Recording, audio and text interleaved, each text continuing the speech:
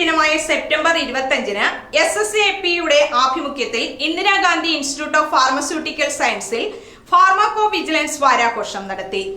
ലോകാരോഗ്യത്തിനായി പോരാട്ടം നടത്തുന്നതും മരുന്നുകളുടെ നിർമ്മാണം മുതൽ അത് രോഗികളിൽ എത്തുന്നതുവരെയുള്ള പ്രവർത്തനങ്ങളിൽ പങ്കാളികളാകുന്നവരാണ് ഫാർമസിസ്റ്റുമാർ.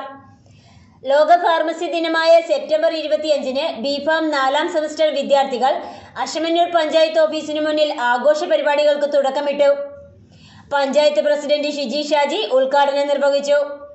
വിദ്യാർത്ഥികളുടെ നേതൃത്വത്തിൽ ഫാർമസി ദിന സന്ദേശം ഉൾക്കൊള്ളുന്ന സ്കിറ്റും ഓടക്കാലി വെയിറ്റ് ബ്രിഡ്ജ് മുതൽ പഞ്ചായത്ത് ഓഫീസ് വരെ റാലിയും നടത്തി.